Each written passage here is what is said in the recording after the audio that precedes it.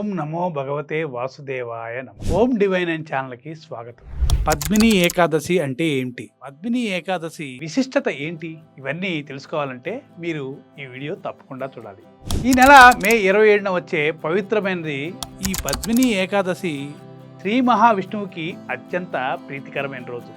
ఈ రోజున భక్తితో ఉపవాసం చేసి విష్ణుమూర్తిని పూజిస్తే మీ పాపాలు తొలగి పుణ్యఫలాలు లభిస్తాయని పురాణాలు చెప్తున్నాయి. పద్మిని ఏకాదశి రోజున చేయాల్సిన ముఖ్య పనులు ఏంటంటే, మొదటిగా మీరు ఉదయం త్వరగా నిద్రలేచి స్నానం చేసి ఇంటిని శుభ్రంగా ఉంచుకోవాలి.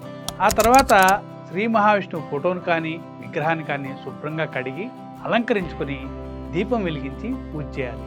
పద్మిని ఏకాదశి రోజున ఉపవాసం చేయడం అనేది చాలా శుభప్రదం.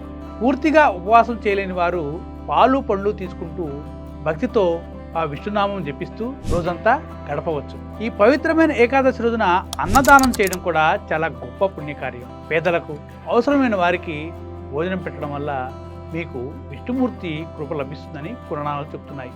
అలాగే ఈ రోజున విష్ణు సహస్రనామం ఓం నమో భగవతే వాసుదేవాయ మంత్రాన్ని జపిస్తే చాలా మంచిది. ఈ మంత్రాన్ని మీరు భక్తితో జపించాలి. మనసుకు శాంతి, ఇంటికి ఐశ్వర్యం కలుగుతాయి అంటారు. అయితే ఈ ఏకాదశి రోజున కొన్ని పనులు అసలు చేయకండి. కోపపడటం కానీ, అబద్ధాలు ఆడటం కానీ, చెడు మాటలు మాట్లాడటం కానీ, చెడు అలవాట్లు ఇవన్నింటినీ దూరంగా ఉంచాలి. సాధ్యమైనంత వరకు సాత్వికంగా ఉండాలి.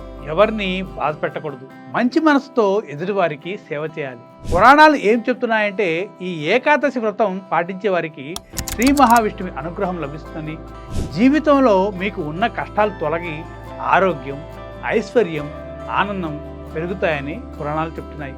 భక్తుల విశ్వాసం కూడా. కాబట్టి భక్తులారా, మీరు రేపు పద్మిని ఏకాదశి తప్పకుండా శ్రీ మహావిష్ణువుని పూజించండి. మీ శక్తి మేరకి ఉపవాసం ఉండండి, అన్నదానం చేయండి, భక్తితో ఓం నమో భగవతే వాసుదేవాయ అని జపించండి. అర్థమైంది కదా? ఈ వీడియో మీకు నచ్చితే లైక్ చేయండి. ఇలాంటి భక్తి విశేషాలు తెలుసుకోవడానికి మా ఓం డివైన్ ఛానల్ని సబ్స్క్రైబ్ చేయండి. ఓం నమో భగవతే వాసుదేవాయ.